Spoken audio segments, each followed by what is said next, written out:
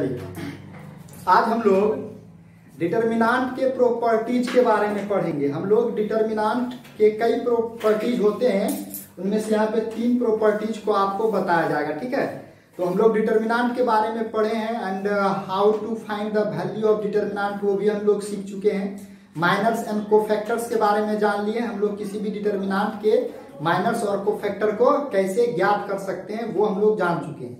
अब हम लोग डिटर्मिनांट के प्रॉपर्टीज को पढ़ेंगे और पढ़ने के बाद और हम लोग किसी भी डिटर्मिनांट को बहुत इजी वे में सॉल्व कर सकते हैं या इवैल्यूएट कर सकते हैं। इसलिए हम लोग क्या करते हैं, डिटर्मिनांट के प्रॉपर्टीज को पढ़ते हैं। जैसे देखिए आपका प्रॉपर्टीज ऑफ अ डिटर्मिनांट, तो पहला प्रॉपर्टीज क्या है, the value of a determinant is not change when rows are change into corresponding columns.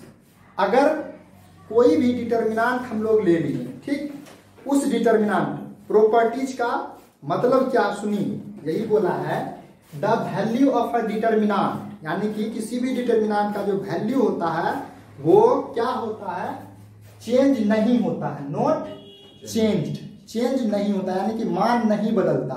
कब नहीं बदलता है, जब रोज यानी कि रो आर चेंज, यानी कि रो को हम लोग बदल देते हैं इनटू कोरेस्पॉन्डिंग कॉलम में। कोरेस्पॉन्डिंग कॉलम में हम लोग क्या कर देते हैं, बदल देते हैं। जैसे आपका ये है रो 1 रो 2, ठीक है, रो 1 को हम लोग क्या कर देते हैं, C1 में बदल देते हैं।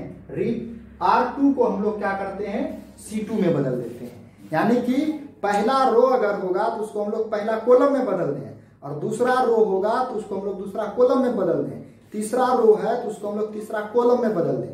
कॉरेस्पॉन्डिंग का मतलब यही होता है, पहला रो को पहला कॉलम में, दूसरा रो को दूसरा कॉलम में अगर हम लोग बदल देते हैं तो जो वैल्यू होता है डिटर्मिनांट का वो नहीं बदलता है।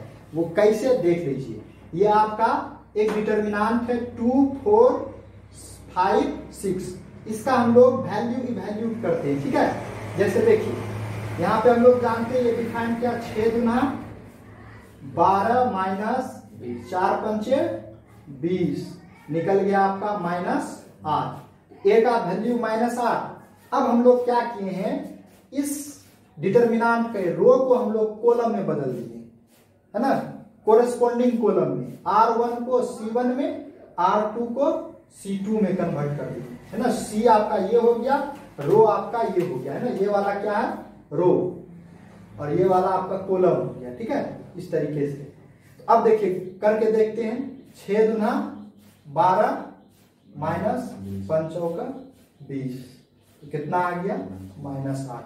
तो यहां से हमको क्या देखने को मिला, वेक्टर डिटर्मिनांट ए और ये डिटर्मिनांट बी आपस में क्या है, इक्वल है, दोनों सेम है। डिटर्मिनांट के वैल्यू में किसी भी प्रकार का कोई बदलाव नहीं आएगा यदि हम लोग किसी भी डिटर्मिनांट के, है ना, रो को कोरेस्पॉन्डिंग कॉलम में चेंज कर दें, है ना, यानी कि पहला रो को पहला कॉलम में बदल देंगे, डिटर्मिनांट के वैल्यू में कोई परिवर्तन नहीं होगा। इसीलिए लिखा गया है the value of a determinant is not change when rows are change into the corresponding columns. कोई दिक्कत है?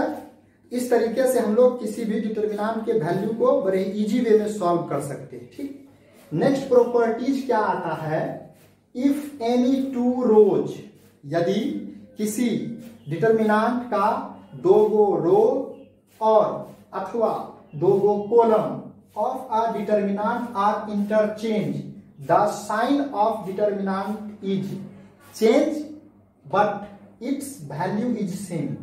यदि कोई डिटर्मिनांट है और उस डिटर्मिनांट के हम लोग क्या करते हैं, कोई 2 रो को इंटरचेंज कर देते हैं, रो को रो में ही बदलते हैं, इंटरचेंज कर देते हैं। ठीक, जैसे देखिए ये आपका R1 है, ये R2 है, ये R3 है।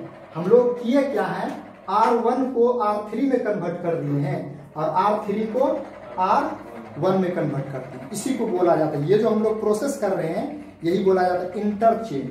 और इस चीज को हम लोग लिखने का तरीका होता है इस तरीके से, R1 इज इंटरचेंज किसमें, R3 में। Also R3 is change in R1।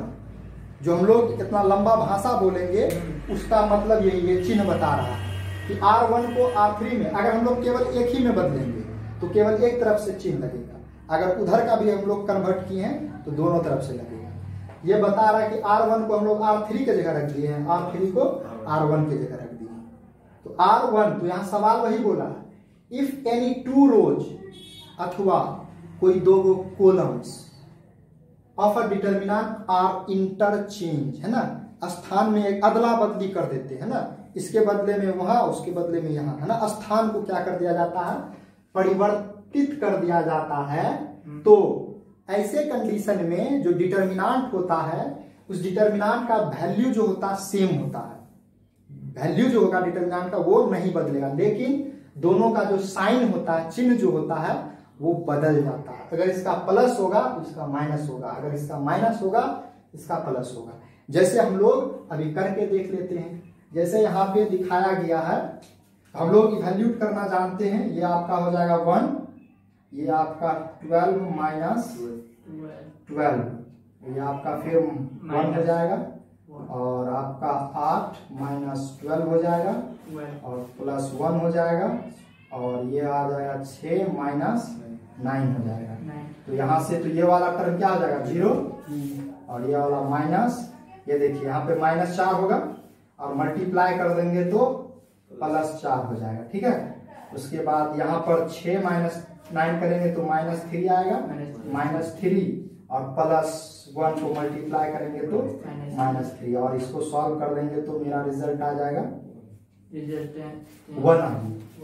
Similarly हम लोग देखिए यहाँ पे किए क्या है, पहला वाला रो को हम लोग कन्वर्ट कर दिए हैं थर्ड से, है ना, जो यहाँ पे थर्ड रो में था उसको हम लोग पहला रो में रख दिए हैं, जो आपका पहला रो में था उसको हम लोग थर्ड रो में रख दिए। तो देखिए रिजल्ट क्या आता है, ये देख लीजिए 3, ये आपका कैंसिल हो जाएगा तो 3 minus 4 minus 3, 2 minus 4 plus 4, 2 minus 3। तो यहाँ से रिजल्ट आ रहा है आपका माइनस 3, और फिर प्लस 6, और फिर माइनस 4। तो अब गौर से देखिए, आपका आ जाएगा माइनस 7 प्लस 6 बराबर माइनस 1, ठीक है। तो गौर से देखने को क्या मिला, दोनों का वैल्यू देखिए सेम है, the value of determinant is same but the sign of determinant is change, है ना, जो वैल्यू होगा वो क्या हो जाता है, सेम रहता है, लेकिन डिटर्मिनेंट का जो साइन रहता है वो नहीं, वो बदल जाता है ना, यहाँ प्लस था यहाँ माइनस आ गया। तो ये किस कंडीशन में होता है, इस कंडीशन में जब होता है जब एनी टू रोज और column of a determinant are interchange. चलिए नेक्स्ट प्रॉपर्टीज आता है आपका third, if any two rows और two columns are identical then the value of determinant is 0। Identical कोई भी डिटर्मिनेंट है, उस डिटर्मिनेंट का दो गो रोज दो गो कॉलम्स आइडेंटिकल, आइडेंटिकल मतलब फोटोकॉपी, आइडेंटिकल मीन्स फोटोकॉपी। हम लोग जो फोटोकॉपी कराते हैं ना उसमें होता क्या चीज है, जो आपका पहला पेज में होता है दूसरा ही पेज में क्या निकल जाता है, सेम टू सेम। तो आप गौर से देखिए यहाँ पर ये वाला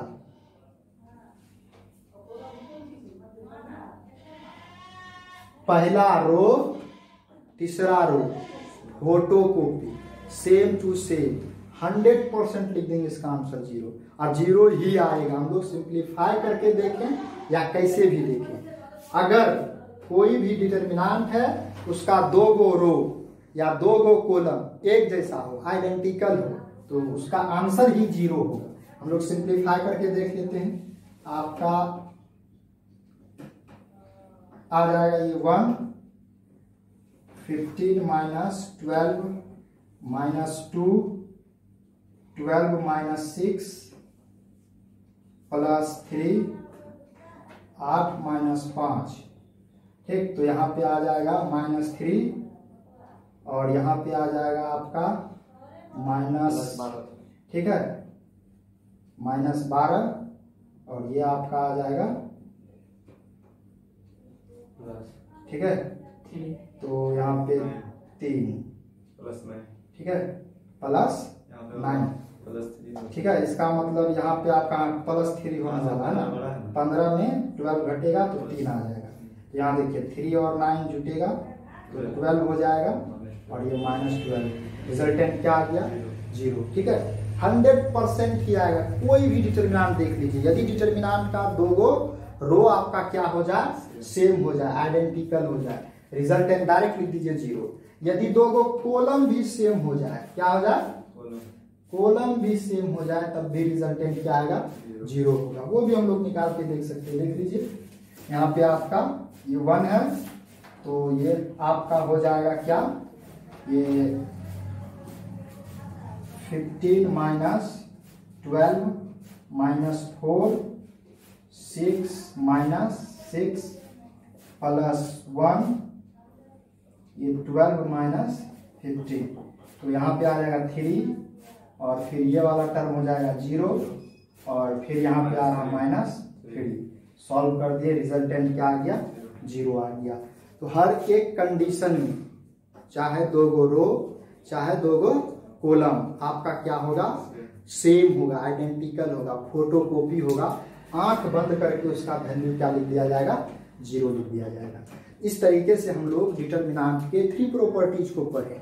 और भी आपका कई प्रॉपर्टीज है, इसको हम लोग नेक्स्ट में पढ़ेंगे।